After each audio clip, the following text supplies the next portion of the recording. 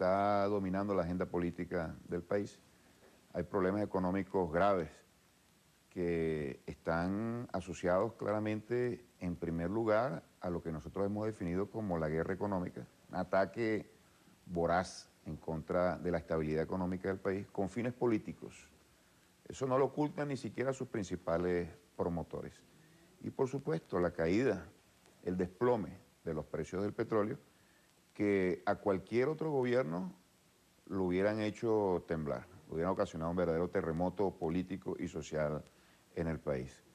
En ese marco se han manifestado dos grandes problemas, el tema de la inflación y el tema del desabastecimiento. Y el gobierno ha tomado un conjunto de medidas para tratar de amortiguar los impactos y superar esas consecuencias, esos efectos. Y obviamente el tema cambiario, como tú lo planteas, es uno de los fundamentales. Yo coincido con lo que plantea el diputado Rodrigo Cabeza. Es necesario simplificar el sistema cambiario, las políticas, y dentro de las políticas se inscriben los controles, siempre tienen que ir ajustándose a las realidades que se van cambiando, van mutando, y en ese sentido el gobierno en el pasado ha realizado correctivos que se corresponden con las diferentes coyunturas. Esperemos cuál es la reacción del gobierno bolivariano. Pero lo fundamental que hay que destacar en este sentido, a mi parecer, son dos cosas. En primer lugar, hay un ataque inclemente en contra del gobierno bolivariano que se traduce en un impacto muy importante a la población. Es decir, el objetivo es el gobierno, pero los costos los tiene que sostener la población. Una especie de terrorismo financiero. Te voy a mencionar solamente un ejemplo. Eso que llaman Dollar Today. Esa es una plataforma política, financiera y económica que tiene un propósito claro de obtener ganancias grotescas en medio de una especulación cambiaria que se pierde de vista. Pero tiene un objetivo implícito, tan importante o más importante que es derrocar a un gobierno. Terrorismo financiero es utilizar un gran músculo económico y financiero en contra de un sistema democrático. Y por cierto, eso no ocurre en Venezuela por primera vez, y en estos momentos no solamente ocurre en Venezuela. Podemos tomar a Grecia, que fue objeto de un atropello aplastante. Los grandes poderes fácticos del mundo de la finanza se impusieron en contra de la voluntad popular. La democracia no vale para nada, lo que se impone es la fuerza del dinero. Eso más o menos trata de ocurrir acá. Ese es el primer elemento que yo te quería destacar. Un ataque feroz en contra de la estabilidad política, económica y social del país y la capacidad de respuesta que ha tenido el gobierno venezolano. Nosotros no vamos a negar los problemas, problemas de inflación, no vamos a negar el problema de desabastecimiento, pero tenemos que resaltar que pese a ello, pese a esos problemas, pese a ese escenario que te describí anteriormente, que te resumí anteriormente, continúan las políticas sociales, se realiza un enorme esfuerzo para tratar de atajar el impacto social que genera la crisis económica para, bueno, responder a las grandes expectativas de la población. Que no se, para finalizar la idea, que no se hace en forma total, no se hace en forma total, pero hay un esfuerzo fundamental. ¿Qué haría la derecha en este escenario? Bueno, estaría aplicando el programa de ajuste del Fondo Monetario Internacional, estaría restringiendo, reduciendo grotescamente el gasto, la inversión social, estaría reduciendo los salarios en términos reales. Bueno, ese es el contraste que tenemos que hacer nosotros.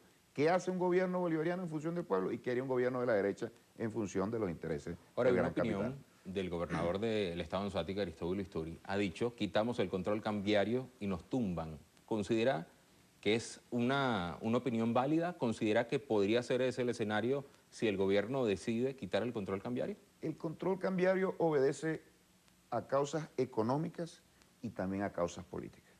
Se instauró en medio de una turbulencia política terrible, que se tradujo en un golpe de Estado, en el sabotaje petrolero y en el deseo de los que hacen hoy oposición de derrocar al gobierno en aquel entonces del comandante Chávez, no nos cabe la menor duda. Utilizan su poder económico con fines políticos. En el trasfondo de eso hay una razón política, desestabilizar políticamente el país, por eso hablamos nosotros de guerra económica y por eso hablamos nosotros de un ataque inclemente del poder financiero, pero también, por supuesto, hay razones económicas que impiden que se pueda eliminar el control de cambio.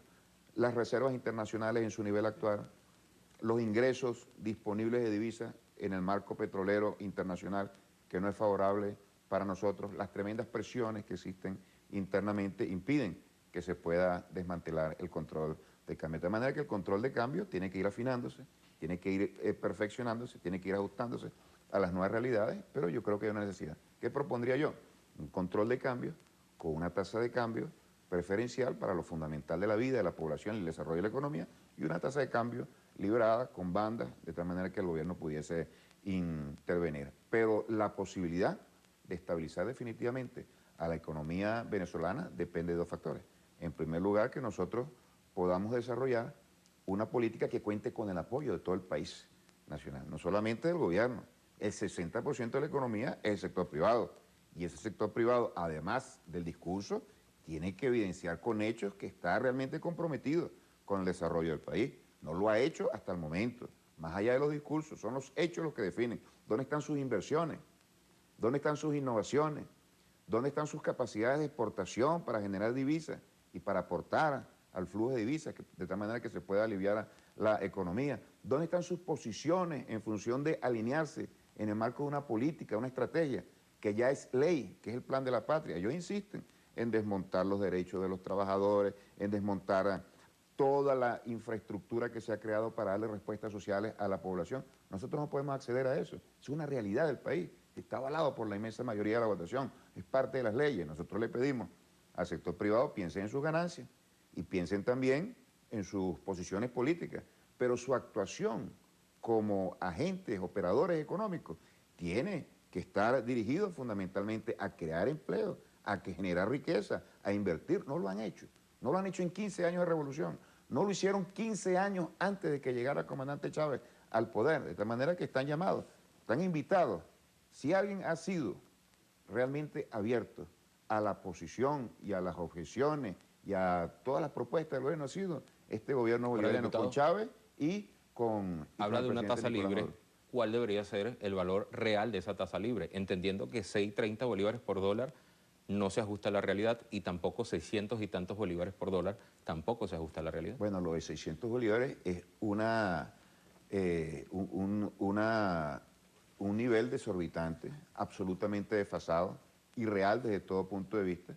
A nosotros nos dicen, no existe guerra económica. Bueno, vea Dollar Today, pues, todo lo que está detrás de eso, el apoyo mediático, el apoyo financiero, el apoyo político que eso tiene. Es una punta de lanza. ¿A qué obedece ese 600 bolívares a un dólar? ¿A qué obedece? ¿Cuál es el fundamento real que tiene eso? El único fundamento real es el deseo de derrocar a un gobierno. Y hay personas que alientan eso. Hay opositores, hay voceros económicos de la oposición, hay actores políticos, incluso hay empresarios que dicen que es lo más